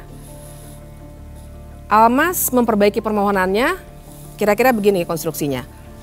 Tetap 40 tahun sebagai syarat dalam pasal 169 huruf Q Undang-Undang 7 2017 itu, kemudian ditambahkan atau jadi alternatif atau berpengalaman sebagai kepala daerah baik di tingkat provinsi maupun kabupaten garis miring kota. Berubah artinya ya, dari awalnya hanya kepala daerah, dia kemudian lebih menjelaskan bahwa bukan hanya kepala daerah di tingkat provinsi maupun juga kepala daerah di tingkat kabupaten kota. 19 September, kalau kita ingat, RPH pertama atau rapat permusyawaratan hakim pertama itu dilakukan untuk gelombang pertama permohonan. Gelombang pertama itu adalah PSI, lalu kemudian Partai Garuda, dan 5 kepala daerah. Dalam perkara itu, semua ditertolak. Ya. Dan luar biasanya, Anwar Usman tidak ikut RPH dengan alasan yang kemudian disebutkan bahwa dia menolak konflik kepentingan. Maju 2 hari kemudian adalah rapat permusyawaratan hakim pertama untuk permohonan Almas. Luar biasanya kali ini Anwar Usman sudah masuk. Entah apakah dia sudah merasa konflik kepentingannya sudah tidak ada atau sakitnya sudah hilang. Tapi pada saat yang sama Anwar Usman sudah ikut RPH di tanggal 21. Menariknya kembali, 8 hari setelah itu, di tanggal 29 September, terjadi peristiwa kunci dalam kasus ini. Almas Sakibiru, entah karena alasan apa, mencabut permohonannya. Sehari kemudian, permohonan Almas dimasukkan kembali. Padahal itu hari Sabtu, hari libur. Dan Ketua Mahkamah Konstitusi berkantor serta meminta panitera untuk masuk kerja. Biasanya kalau dicabut bukannya dikeluarkan penetapan. Ya, itu uniknya perkara ini. Sehingga disebut kunci. Seharusnya ketika penetapan atau pencabutan dilakukan, penetapan dikeluarkan, dilakukan pembacaan sidang penetapan pencabutan perkara. Anehnya itu tidak terjadi. Malah kemudian digelar sidang yang berbeda di tanggal 3 Oktober. Disebut berbeda karena sidang ini disebut sebagai sidang konfirmasi permohonan. Almas kemudian menyatakan bahwa sebenarnya dia tidak punya keinginan mencabut, tetapi itu keinginan kuasa hukumnya. Dan pada saat yang sama, sidang konfirmasi permohonan tidak ada dalam hukum acara. Di dalam hukum acara MK. Jadi ini disebut unik karena memang tidak terdapat di dalam hukum acara Mahkamah Konstitusi. Nah, setelah praktik tidak ada dalam hukum acara itu, karena kasus Almas tetap dilanjutkan, atau permohonan Almas tetap dilanjutkan, masuklah RPH kedua permohonan Almas. Lagi-lagi Anda masih ingat bahwa di situ Anwar Usman masih ikut di RPH. Maju 4 hari kemudian, RPH ketiga untuk permohonan Almas kembali dilakukan. Ini juga menarik, Mas Ferry dengan Mbak Bibip. Biasanya RPH berulang kali itu adalah tanda bahwa permohonan itu memang jelimet. Atau ada pertarungan perkara yang penting, atau barangkali karena memang pemohon menghadirkan sebuah logika yang canggih dan pembuktian yang luar biasa. Tapi kalau kita lihat Almas, saya tidak cukup yakin dengan itu. Karena kalau kita lihat permohonan Almas, Anda bisa bayangkan alat buktinya ada 3. Satu adalah KTP-nya Almas, yang kedua adalah fotokopi Undang-Undang 7 2017, dan yang ketiga adalah dokumen Undang-Undang Dasar. Jadi tidak ada sebenarnya logika argumentasi yang memadai untuk diperdebatkan secara hukum. Kalau kemudian menjadi menarik kalau kemudian harus ada 3 RPH untuk membahas permohonan Almas. Dan nggak ada sidang ya, Bang Uceng? Sama sekali tidak ada sidang. Jadi nggak ada saksi, nggak ada ahli. Tidak ada sidang. Jadi tidak pernah dibuka sidang. Yang ada adalah hakim sibuk memperdebatkan permohonan Almas saja, tapi tidak pernah membuka itu ke publik, dan itu dilakukan berulang kali. Karena sidang substansi kan sudah selesai ya? Ya. Di tanggal 29 Agustus. Persis. Nah, setelah 9 Oktober nih, saya ingat sekali tuh hari itu. Saya yakin kita punya pengalaman yang beda-beda. Pada 16 Oktober 2023 itu. Tapi karena kami memang sangat terlibat dalam perkara ini, walaupun dengan aktivitas yang berbeda-beda, semua pasti pada pasang headset mendengarkan dari gadget masing-masing apa yang terjadi di ruang sidang. Jadi hari itu saya juga mendengarkan dengan tekun. Paginya perkara yang lain dulu. Kemudian pada 11.45 seperti saya duga permohonan PSI selesai dibacakan dan ditolak. Lega betul saya. 12.29 perkara kedua yang dimohonkan oleh Partai Garuda ditolak juga.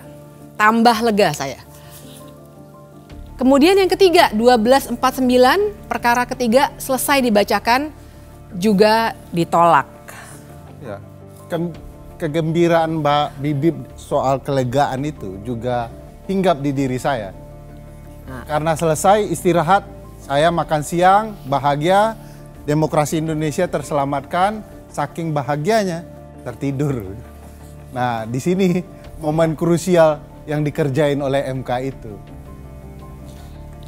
Di hari-hari yang sama ini saya ingat saya berangkat dari Jogja pagi karena memang ada acara di Jakarta, ada beberapa acara di Jakarta, dan sebuah koran nasional itu minta saya nulis soal putusan ini. Makanya kenapa kemudian di bandara saya mendengarkan, lalu kemudian begitu nyampe di Jakarta sudah istirahat makan siang, saya tahu putusannya tapi saya mendengarkan kembali melalui siaran ke belakangnya gitu dari siaran YouTube.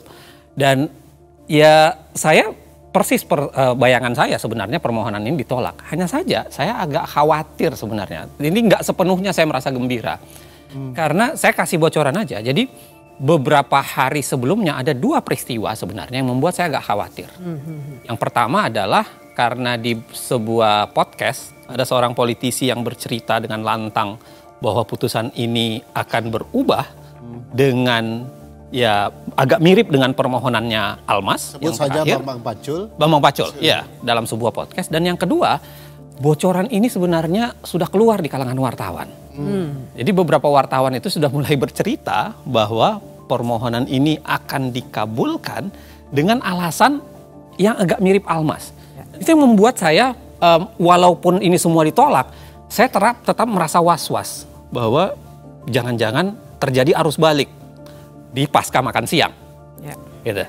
Nah, kebahagiaannya Ferry itu sebenarnya beralasan sih. Karena kan memang kita nih yang biasa mengamati, menganalisis putusan-putusan MK, paham bahwa biasanya kecenderungannya kalau ada satu perkara yang objeknya sama, kecenderungannya akan sama karena satu blok begitu ya. Nah, tapi waktu itu saya ingat betul di jadwal sidang memang tertera hari itu akan diputus banyak putusan, tidak hanya 3. Nah, jadi waktu siang itu Ferry lagi tidur, ada tuh wartawan yang nanya, "Mbak, komentar dong mengenai putusan yang sudah keluar nih, bagus-bagus ya Mbak ya?" Nah, saya tahu ada beberapa guru besar yang sudah berkomentar membahagiakan, tapi saya bilang sama wartawan itu, "Nanti deh, saya merasa ada sesuatu yang akan berbeda setelah makan siang. Saya hanya mau diwawancara setelah semua putusan hari ini dibacakan." Ferry masih tidur ya? Terjadilah, masih tidur. Karena logikanya kan memang putusan yang sama materinya. Kalau ini sudah ditolak, runtutannya kalau tidak ditolak ya anggap tidak dapat diterima. Basis penolakannya apa nih? Seingat saya kan basis penolakannya adalah beda-beda ya. Ya, tapi pada dasarnya mereka mengatakan bahwa ini adalah open legal policy. Ya kan, satu tuh. Terhadap permohonan Garuda dan 5 kepala daerah ditolaknya, salah satu alasannya mengatakan karena penyelenggara negara itu terlalu luas. Ya kan, tidak ada sambungannya untuk kemudian mengatakan semua penyelenggara negara bisa diterima untuk menjadi presiden. Kalau penyelenggara negara appointed officials juga termasuk yang ditunjuk, bukan betul. hanya yang dipilih kan. Bukan hanya dipilih. Nah, ada juga seingat saya Pak Suhartoyo konsisten untuk kemudian menolak semua jenis dengan alasan bahwa ini harusnya NO. Need on particular, tidak dapat diterima karena seharusnya bukan perkara di Mahkamah Konstitusi atau seharusnya ini bagian dari open legal policy. Nah, ada satu yang menarik karena ada nama Guntur Hamzah. Karena di 3 permohonan ini Guntur Hamzah itu secara konsisten menerima semua permohonan. Jadi dia mengabulkan permohonan PSI, mengabulkan permohonan Garuda, bahkan mengabulkan juga permohonan 5 kepala daerah. Nah, jadi istirahat makan, siang-siang itu kami semua di tempat masing-masing juga makan. Setelah selesai, saya di suatu acara nih. Masih mendengarkan terus walaupun sebenarnya acara diskusi. Tapi saya ingat betul teman-teman yang dalam satu acara bilang ke saya, "Mbak Bibip kok mukanya berubah?" Karena ternyata jam 15.27 putusan Almas selesai dibacakan dan dikabulkan. Ternyata sekarang orang yang jabatannya masih menjadi wali kota walaupun hanya 2 tahun bisa menjadi calon wakil presiden. Padahal masa jabatan itu harusnya 2,5 tahun ya. Betul. Jadi sebabnya muncul kata sedang itu ya. Ya, jadi di sini sebenarnya yang menarik. Karena ternyata kita tadi sudah lihat sama-sama permohonan Almas sebenarnya bunyinya lihat di 12 September tuh. Berpengalaman sebagai kepala daerah baik di tingkat provinsi maupun kabupaten kota. Tapi ternyata waktu dikabulkan, amar putusannya berubah menjadi pernah garis miring sedang menduduki jabatan yang dipilih melalui pemilu. Ini pun sebenarnya agak aneh ya, kalau dilihat dari praktik Mahkamah Konstitusi harusnya dia sedikit banyak agak terikat dengan permohonan. Tapi ketika dia berbeda dari permohonan, itu kan secara teori ketatanegaraan biasa perdebatannya banyak. Misalnya soal ultra petita dan lain-lain sebagainya. Tapi saya kira apapun itu, ya berapa hari kemudian Gibran mendaftar. Tapi saya kan masih tidur itu ya.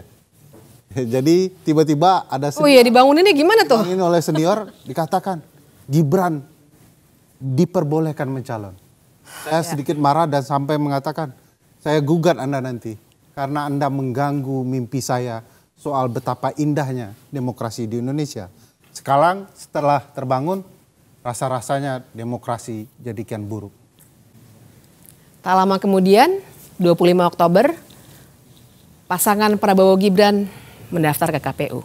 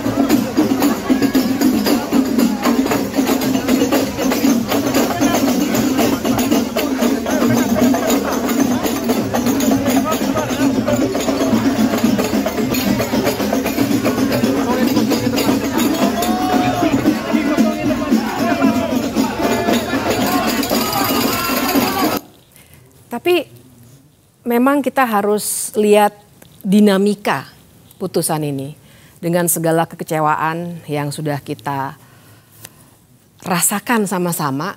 Kita bisa melihat ada apa sebenarnya di balik putusan nomor 90 itu. Kalau digambarkan secara luas kira-kira kan seperti ini. Ada 9 orang hakim Mahkamah Konstitusi. Kita lihat dulu dari yang mengabulkan. Ada 3 orang yang mengabulkan di sini. Anwar Usman, Ketua Mahkamah Konstitusi yang juga paman Gibran. Guntur Hamzah, yang tadi sudah diceritakan konsistensinya. Kemudian yang ketiga ada Manahan Sitompul. Kemudian di ujungnya, karena dia sangat bertolak belakang, ada 4 orang yang menolak atau sering kita kenal dengan memberikan dissenting opinion atau pendapat berbeda. Ada Saldi Isra, ada Arief Hidayat, ada Wahidudin Adams, dan ada Soehartoyo. Dan mengabulkan di sini sebenarnya maknanya adalah jadinya Gibran yang masih menduduki jabatan sebagai wali kota menjadi berhak untuk dicalonkan sebagai calon wakil presiden. Sedangkan yang menyatakan pendapat berbeda pada intinya bilang ini seharusnya ditolak karena memang bukan kewenangan dari Mahkamah Konstitusi seperti yang tadi sudah kita diskusikan. Tapi jangan lupa, Kim MK. Berarti 4 dissenting ini adalah konsisten dengan posisi di permohonan PSI, Garuda dan 5 kepala daerah. Betul. Mereka sama-sama mereka menolak semua kan dengan alasan yang sama dan mereka konsisten dengan menolak sehingga dimasukkan di dissenting itu.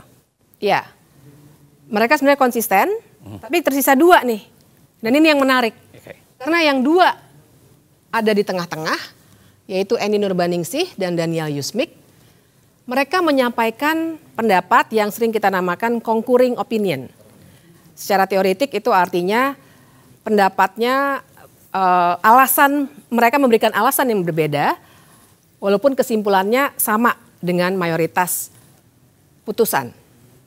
Nah, jadi dengan gambaran ini perlu saya jelaskan sedikit ngomong-ngomong bahwa perbedaannya ada di mana.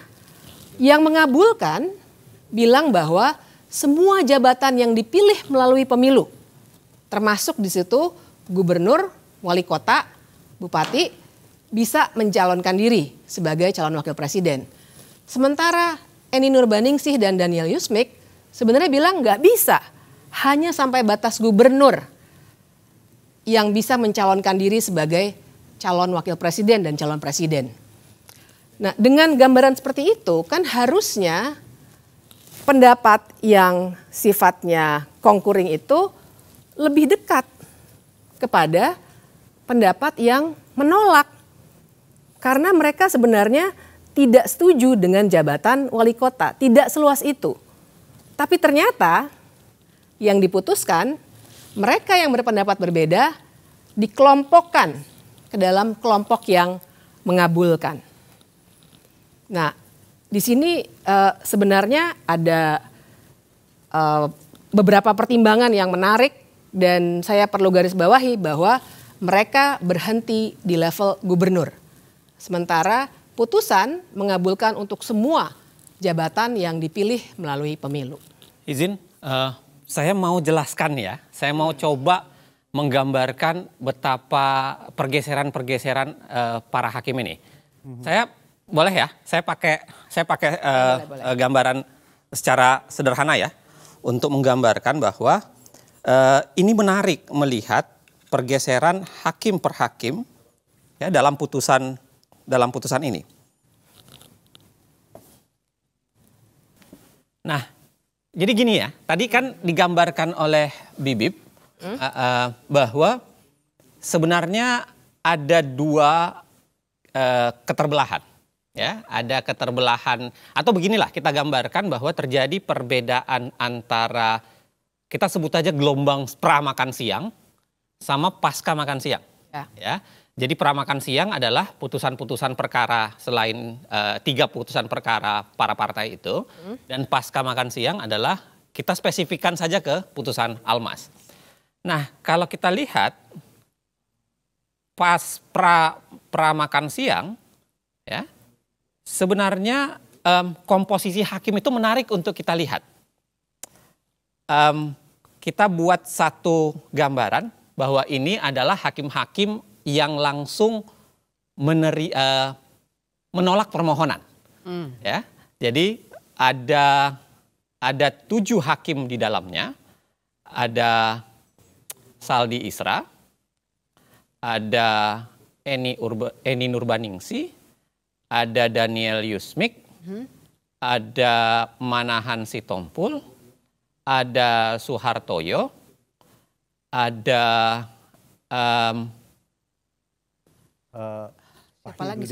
Wahidudin Adams, betul, dan Arif Hidayat, ya kan? Ada 7 di kelompok ini. 1 orang konsisten mengabulkan. Ini yang kita, atau saya ganti warnanya deh. Saya ganti warnanya ya, supaya jauh lebih mudah kita lihat. Ini adalah Guntur Hamzah yang betul-betul konsisten untuk menerima permohonan apapun. Jadi tidak dianggap sebagai kebijakan hukum terbuka ya? Persis. Nah, ada 1 orang lagi di sini yang Anwar Usman, yang sama sekali tidak ikut di permohonan itu dengan alasan yang tadi sudah saya jelaskan. Konflik kepentingan atau kemudian di keterangan yang lain dikatakan sakit. Ya. Okay? Nah, menariknya pergeseran pasca makan siang ini menarik untuk kita lihat. Pasca makan siang, ya, putusan pasca makan siang, khususnya Almas, kita bicara khususnya Almas, itu terjadi pergeseran karena yang menerima permohonan, ya, yang menerima permohonan kita pakai penerima itu adalah biru saja, ya kan? Yang menerima permohonan itu berubah menjadi 3. Ada 3 orang di situ. Ya. Ada Guntur Hamzah, ada Anwar Usman, dan ada Manahan Sitompul. Oke? Yes. Sedangkan yang konsisten dengan sikap pra-makan siang itu tersisa cuma 4. Tersisa 4 itu adalah ada Saldi Isra, ada Arif Hidayat, ada Suhartoyo, dan ada Wahidudin Adams. Ya. Oke. Nah, tadi Bibip sudah menjelaskan bahwa ada varian baru yang berbeda, yaitu tiba-tiba hadir yang namanya concurring. Di sini ada 2, yaitu Eni Nurbaningsi dan Daniel Yusmik. Nah, dari sini ini menarik untuk kita diskusikan. Ya. Mengapa ada banyak pertanyaan? Pertanyaan pertama adalah mengapa Manahan Sitompul ini tiba-tiba bergabung di tempat sini? Ya. Ini yang banyak dibahasakan termasuk dalam putusan MK-MK. Jangan-jangan ini adalah hasil dari proses lobby-lobby. Ya. Karena kan putusan MK-MK menyatakan ada hakim lain yang masuk ke ruangan hakim lain untuk kemudian saling berbicara. Ya. Itu keanehan pertama. Keanehan kedua adalah Anwar Usman yang tiba-tiba ikut gabung berbeda dengan kasus dengan yang lain. Ya. Kalau ini kita sebut keanehan pertama, ini keanehan kedua. Oke. Keanehan ketiga adalah misteri pergeseran dua orang yang awalnya di sini adalah menolak dengan alasan yang dikembangkan. Ya, tadi Bibi sudah menjelaskan bahwa dia menjadi concurring. Padahal concurringnya itu kalau kita baca, Eni termasuk menjelaskan cukup detail. Dia mengatakan, ya kenapa hanya gubernur yang boleh diterima dan berbeda dengan isi putusan. Karena gubernur itu adalah wakil pemerintahan pusat di daerah. Sehingga gubernur itu seakan-akan adalah ada bau-bau pusatnya. Menjadi gubernur itu dekat dengan pemerintahan pusat dalam tanda kutip. Itu dibuat dalam putusannya concurringnya Eni. Nah, menariknya adalah saya tidak tahu mengapa ya, dan mungkin barangkali kita bisa diskusikan kemudian atau kita bisa simpulkan atau kita tarik bagaimana cara berpikirnya. Mengapa Eni Nurbaningsi dan Daniel Yusmik memilih untuk concurring dan pada saat yang sama dia memilih untuk digabungkan di dalam putusan yang mayoritas 5 ini. Tadi Bibi sudah menjelaskan. Harusnya kalau komposisinya adalah dia bergabung dengan yang seperti ini, karena memang ini lebih pengelompokannya lebih dekat, harusnya putusannya menjadi 6-3. 6-3 ya. Ada juga pertanyaan Bang, kalau boleh bertanya. Almas mengajukan permohonan dengan mengatakan bagi yang pernah menjadi kepala daerah. Kata pernah, dia harus menyelesaikan masa jabatannya. Ya. Persis. Lalu tiba-tiba di putusan ada tambahan kata.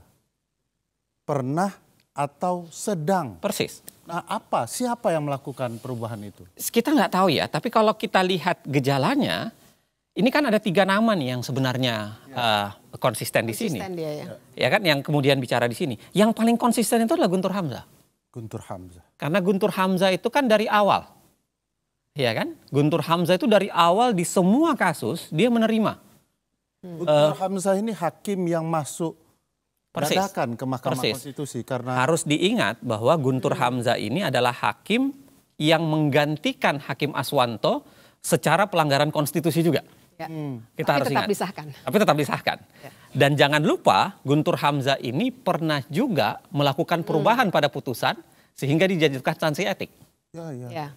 Dan dia dulu adalah Sekretaris Jenderal Mahkamah Konstitusi. Persis. Nah, hal yang menarik lainnya adalah kalau kita baca dari dissenting opinion Saldi Isra, Arif Hidayat, Suhartoyo, dan Wahidudin Adams, kebanyakan isinya itu, walaupun ada juga bagian menganalisis perbedaan mereka dengan putusan mayoritas, tapi kebanyakan itu adalah seakan-akan dalam tanda kutip sumpah serapah. Ada kemarahan Saldi Isra yang dituliskan di situ, ada kemarahan Arif Hidayat dituliskan di situ, ada kegundahan Wahidudin Adams yang dituliskan di situ. Betul. Nah barangkali lagi-lagi itu barangkali yang bisa menjelaskan kenapa putusan ini baunya anyir. Dan saya kira itu yang saya tuliskan di sebuah media nasional, kemudian saya katakan bahwa ya putusan begini ini memperlihatkan betapa palu hakim sebenarnya patah berkeping-keping di hadapan putusan Almas.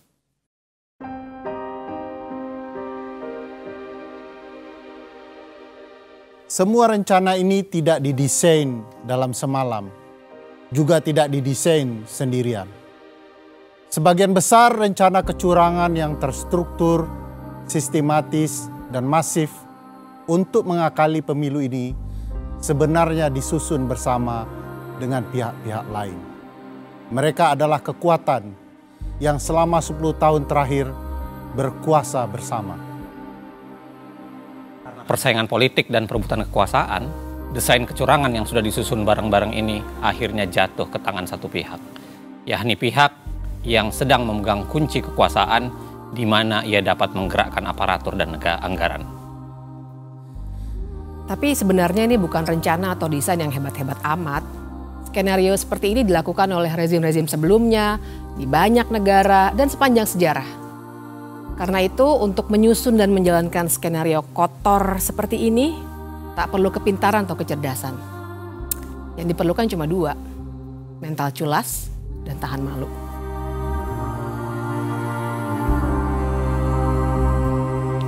Sekarang ini saya mau fokus dulu bekerja, ngurusi masalah rusun, masalah monorail, masalah MRT, masalah kesenjangan tadi, masalah copet tadi, masalah-masalah itulah. Jadi saya yang paling kecil kayak Kaisang dia jualan pisang goreng, kemudian yang gede Gibran itu jualan martabak. Ini yang Ayang sama suaminya mau jualan kopi, ya silakanlah. Mau terjun ke politik juga silakan, nggak tahu saya. Tanyakan aja ke anaknya langsung.